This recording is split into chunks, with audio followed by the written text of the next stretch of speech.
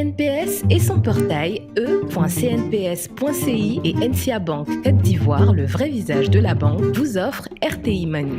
Bonsoir à toutes et à tous et bienvenue dans RTI Money, votre magazine qui vous parle de banque, d'assurance, de finance et plus généralement de votre argent. Au sommaire de RTI Money cette semaine, notre reportage sur l'immobilier de standing, une niche immobilière avec de plus en plus de projets, à quoi ressemble une maison de haut standing, quelles en sont ses caractéristiques, le coût de construction ou d'achat, comment se financent les promoteurs, on en parle dans cette émission. Ensuite, ne manquez pas notre rubrique de décryptage Money Time qui vous dit tout cette semaine sur la profession de médiateur d'assurance. Et puis en fin d'émission, l'entretien cash avec notre invité de la semaine, Ali Badini, directeur général de Crédit Access, une institution de microfinance qui va nous parler de l'écosystème actuel des microcrédits.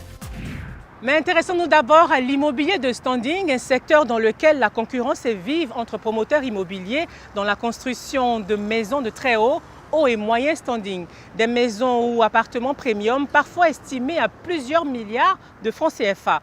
Et pour le financement, certains promoteurs arrivent à trouver des investisseurs autres que les banques pour monter ces projets à gros budget. Quels sont les prix actuels du marché? Que contiennent ces nouveaux modèles financiers? Voici tout de suite Immobilier de standing, à quel prix? Le grand reportage de cette semaine que je vous invite à suivre maintenant. Cocody, une commune réputée être depuis longtemps la plus huppée d'Abidjan, avec ses quartiers chics aux villas spectaculaires qui valent pour certaines des centaines de millions de francs CFA. Ces villas de luxe et maisons de haut standing, c'est la spécialité de Sarah Koudou. Là, vous voyez, donc on est à Cocody Danga. Depuis 8 ans, elle sillonne ses rues de Cocody comme agent immobilier, à la recherche de biens à proposer à ses clients. Son marché à elle, la vente et la location de ses propriétés de haut standing, des biens dont la valeur peut être multipliée par 5 en 25 ans. En fait, donc cette ville-là qu'on a juste là qui fait l'angle, par exemple, pour vous donner un exemple, elle a été achetée par un de nos propriétaires en 1995. Alors elle fait tout cet angle-là. Elle a été achetée en 1995 à 85 millions et aujourd'hui, alors une villa comme ça et dans ce quartier, elle est estimée à 450 millions, entre 450 millions et 500 millions. Elle fait 1000 mètres carrés. Ce matin-là, elle nous conduit dans l'une de ses maisons coup de cœur. Le type de propriété rare qu'elle propose en général à ses clients très fortunés. Ici, elle a rendez-vous avec son ami Jean-Philippe, le propriétaire de cette villa de 13 pièces. Un de ses biens, dit d'exception. Ça va, et toi? Très bien, merci. Alors, tu nous fais faire le tour du propriétaire? Avec plaisir. Allez, je te suis. La maison est bâtie sur une superficie de 2500 mètres carrés. Mais aux yeux de Sarah, ce qui caractérise le haut standing, ce n'est pas seulement le nombre de pièces ou de mètres carrés, mais au contraire, ce sont des petits détails comme la qualité du matériel qu'elle tient à nous montrer. Alors là, le marbre qu'on a ici, c'est un des détails principaux du haut standing, avec bien sûr la perfection des finitions et surtout l'œil, tu vois, du détail spécifique. Des détails spécifiques et des équipements incontournables dans l'immobilier de haut standing, comme la piscine, une des premières exigences réclamées par les clients de Sarah. Ici, bien sûr, il y a la piscine, qui est un grand avantage, comme tu sais, parce que bon, après le travail, ça fait du bien de faire un peu de sport, de se détendre. Et puis tu viens, on a traité l'eau ces derniers jours. Avec toutes ces commodités, cette villa est aujourd'hui estimée à la vente à près de 4 milliards de francs CFA. Sans doute parmi les biens les plus chers d'Abidjan. Quelques heures plus tard, nous retrouvons Sarah dans les locaux de son agence immobilière. Elle est attendue par un de ses associés pour un important rendez-vous.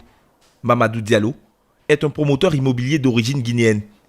Après avoir travaillé sur de prestigieux projets immobiliers à l'international, il est revenu s'installer en Côte d'Ivoire, un marché prometteur.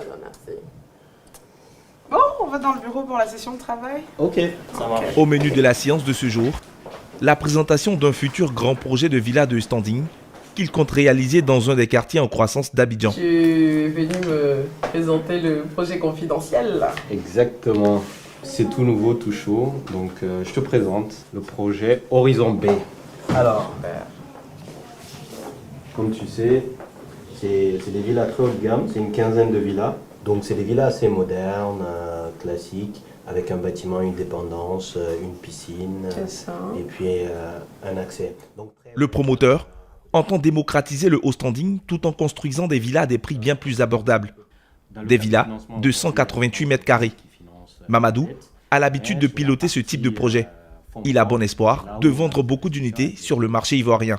Alors, le marché de la Côte d'Ivoire, d'abord, c'est le plus gros marché de la sous-région, parce qu'en Afrique francophone, Abidjan, c'est à peu près 6 millions d'habitants. Dans le haut standing, il y a beaucoup de demandes parce que les personnes ont beaucoup voyagé, ont des exigences internationales, mais les personnes vivent ici. Donc, elles ont besoin d'adapter ce qu'on voit à l'international au niveau local.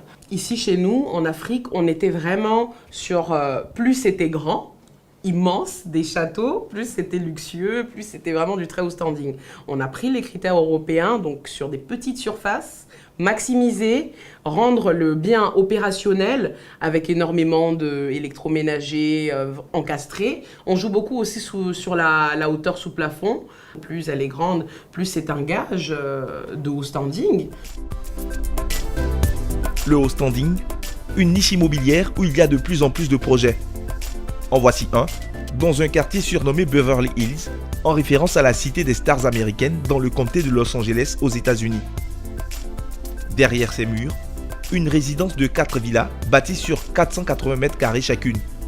Prix de vente d'une villa, 500 millions de francs CFA. Un important chantier, supervisé jour après jour par Kétiane Karius. Donc on va faire le tour de la villa. Depuis près de 4 ans, elle est à la tête d'une société de construction et d'intermédiation d'immobilier de haut standing. Elle fait construire ces villas pour des clients déjà identifiés. Ce matin-là, elle est venue inspecter les finitions de son chantier et tout est passé au peigne fin. Les gens ne prennent pas dans l'œil, il faut que ce soit très minutieux, pas de taches de peinture, rien du tout. La maison doit être livrée nickel. Une villa haut standing de 6 pièces, munie d'équipements dernier cri pour le confort du client. Le concept, livrer la villa clé en main à des clients discrets mais exigeants, qui ont de l'argent mais pas de temps pour suivre les travaux. D'où la minutie de la patronne du chantier. Donc on en est où?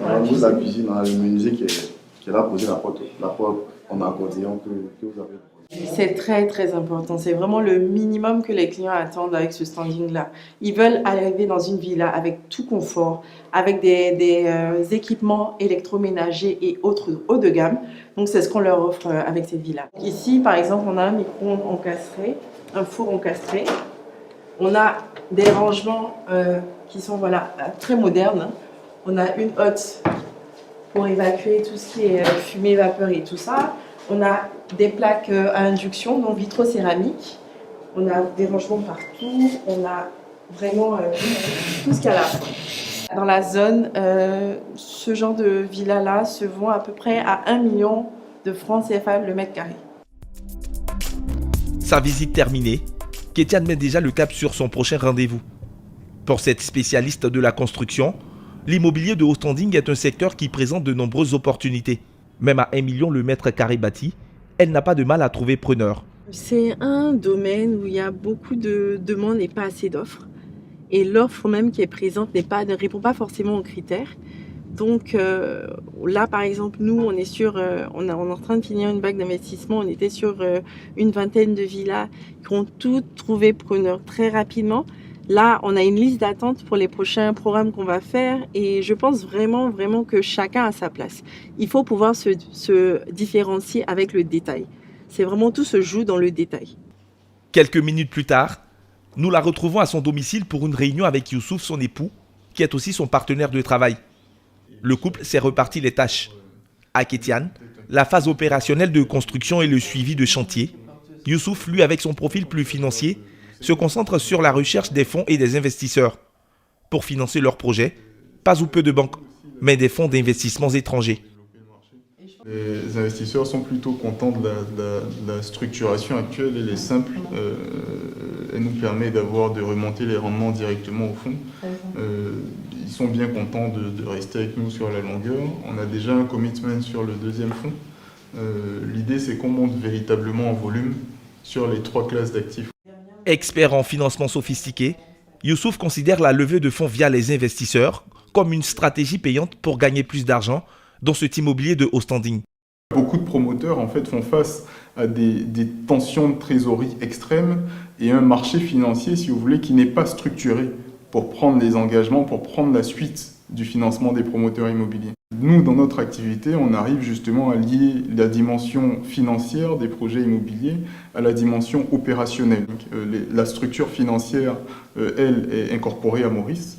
Et donc les investisseurs investissent de Maurice et servent à justement placer leur argent donc, dans des opportunités immobilières. Parmi nos investisseurs, vous voyez, il y a des family office, des assureurs, des fonds de pension qui aujourd'hui ont parfois eux-mêmes déjà des portefeuilles immobiliers, mais qui ont du mal à en prouver le rendement, à en prouver la rentabilité. Mais nous sommes structurés justement pour faire en sorte que les placements en investissement immobilier soient plus rentables que la moyenne du marché. Si certains promoteurs tirent profit de la rentabilité du haut standing, d'autres investissent dans le moyen standing pour attirer plus de clients à des prix moins élevés. À l'autre bout de la ville, un autre projet de construction de villa sur le point d'être livré par le promoteur. On va vérifier que la livraison est comme vous voulez. Donc on commence le carreau au sol. Les joints sont un peu épais. D'accord. Ouais. Donc je note cette réserve. Les plaintes. Ouais. C'est bon. Les plaintes, c'est bon. Le granito. Ce jour-là, la visite de pré-livraison d'une villa qui a été réservée par Joël Quadio. Il est un des rares clients dans le haut ou le moyen standing à avoir accepté d'être suivi dans sa future acquisition. Il est venu inspecter la maison avant d'en prendre possession très prochainement. On a, au niveau de la cuisine, on a 4 réserves. Dessus la peinture et puis dessus les joints et les plaintes. Il y a une autre couche il y a une dernière couche qui va être placée. C'est la première couche. La villa est un duplex de 5 pièces bâti sur une superficie de 300 mètres carrés. Joël semble satisfait des travaux de sa future maison. Une maison dont il ne souhaite pas évoquer le coût final. Placard et puis le dressing. C'est joli, hein, spacieuse, beaucoup d'espace de rangement, possibilité de dressing. Voilà. On n'a pas fini de débousser donc, parce qu'il y a encore des travaux de modification à faire, enfin des options de personnalisation plutôt. Pour le moment, ça reste secret quand même. Un secret bien gardé dans un univers du haut ou moyen standing où la concurrence devient de plus en plus vive entre promoteurs immobiliers.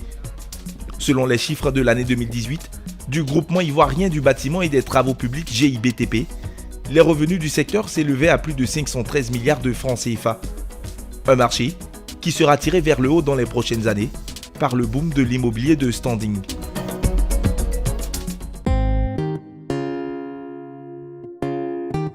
Tant d'événements vécus, tant de chemins parcourus ensemble, depuis le début, à chaque instant, en toutes circonstances, en tout lieu. Elle est là, bien présente au cœur de nos vies. La CNPS, votre partenaire pour la vie.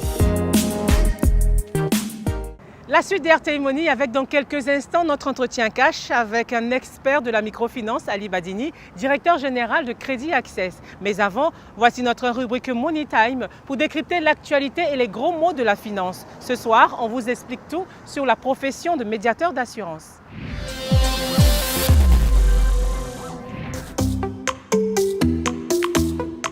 Les conflits entre compagnies d'assurance et assurés sont devenus monnaie courante. Incompréhension sur les clauses d'un contrat, retard ou refus de paiement des indemnités ou encore des disputes sur le périmètre d'une couverture ou de ses expansions. Des situations qui entachent les relations assureurs-assurés au point de parfois entraîner de longues procédures judiciaires. C'est alors qu'intervient l'arbitre, celui chargé de trouver un compromis et un règlement à l'amiable, le médiateur de l'assurance. Le médiateur représente une institution chargée de régler tous les conflits, ou presque, qui surviennent entre les compagnies d'assurance et les souscripteurs. Il est en général nommé lors d'une assemblée d'associations ou de groupements d'assureurs présents dans un pays donné. En Côte d'Ivoire, comme dans de nombreux pays africains, la médiation de l'assurance est encore toute nouvelle. Elle n'existe ici que depuis 2018 et même dans les pays africains avancés comme le Maroc, elle n'a fait son apparition qu'en 2016. Or en France, par exemple, la médiation de l'assurance existe depuis 27 ans. Peu connu, le médiateur ivoirien est encore peu saisi de cas de litige. Au cours de l'exercice 2018-2019, il n'a enregistré que 45 cas de conflit entre assureurs et assurés. Des désaccords provenant de nombreux secteurs d'assurance. Mais parmi ces plaintes, 32 provenaient de la branche automobile, soit 71% du total. Pour qu'un assuré puisse saisir le médiateur, il lui faut d'abord adresser sa demande de réparation, de contestation ou de dénonciation à son assureur. Si au bout de 2 mois il n'obtient pas de réponse, alors il pourra saisir gratuitement la médiation de l'assurance. Pour constituer un dossier de médiation, il faut entre autres fournir un dossier de réclamation comportant le résumé du litige, une éventuelle réponse de l'assureur, des copies des contrats concernés par le litige ou encore des échanges de courriers avec l'assureur concernant le litige, etc.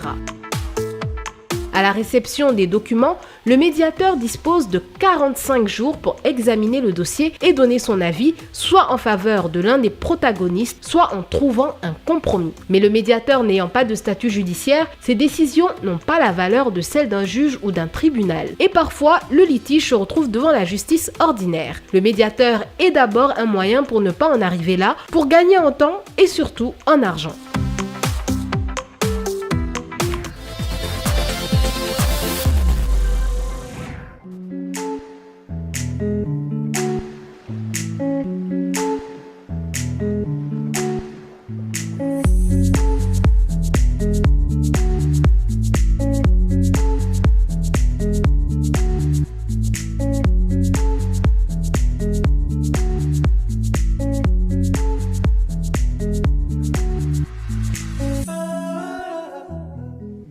C'est un acteur incontournable de la sphère de la microfinance. Il est le directeur général de Crédit Access, l'institution financière. Ali Badini, bonsoir. Bonsoir Justine. Comment allez-vous? Très bien, merci. Pourquoi vous avez choisi de vous lancer dans ce secteur-là?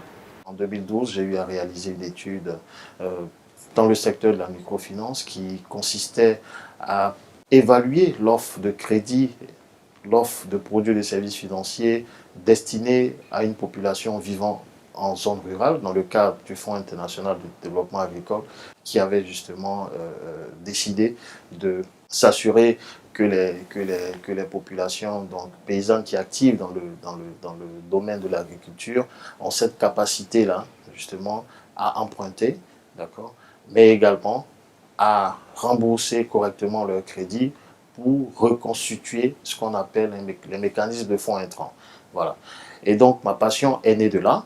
Et j'ai intégré Crédit Access très rapidement. En 2014, le conseil d'administration de Crédit Access m'a fait confiance et m'a confié les rênes de cette institution.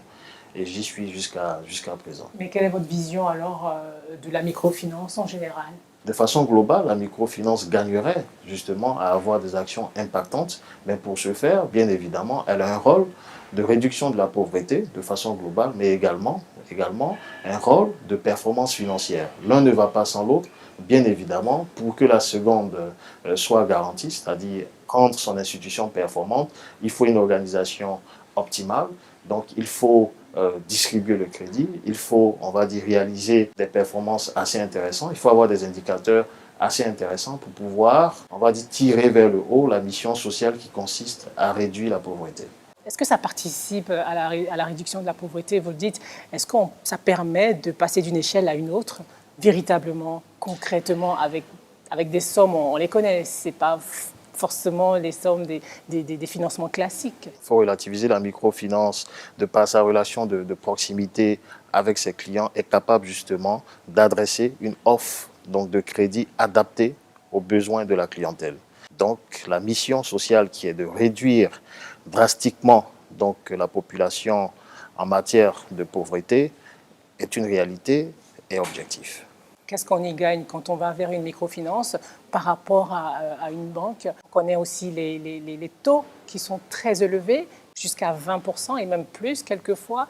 Comment on explique cela? Est-ce que les microfinances ne s'enrichissent pas sur le dos des clients? Quand on s'adresse aux institutions de microfinance, on a cette capacité-là à donner des réponses sous une semaine, sous 10 jours, voire 2 semaines maximum. D'accord? Ce qui est quand même singulier par rapport à l'industrie bancaire. Autre chose, c'est notre relation de proximité que nous avons su développer avec nos clients. Vous voyez, donc le fait de visiter les clients, le fait de comprendre donc leurs contraintes, le fait de comprendre justement, on va dire leur façon de fonctionner, nous amène à pouvoir adresser des offres qui s'adaptent à leurs besoins. C'est ce qui est spécifique. Et bien évidemment, il faudrait voir les actions des institutions de microfinance comme étant des leviers sur lesquels, justement, ces clients-là peuvent s'appuyer pour pouvoir développer leurs activités. Je n'ai pas besoin de rappeler que l'une des problématiques, justement, des TPE ou des PME, c'est l'accès au financement. Ce n'est pas lié, justement, au coût du financement, c'est surtout l'accès au financement. Et la diversité d'institutions de microfinance qui exercent sur le marché en Côte d'Ivoire, nous en avons 45, permet justement à cet ensemble de portefeuilles clientèle-là de pouvoir bénéficier d'une offre de produits et de services financiers variés.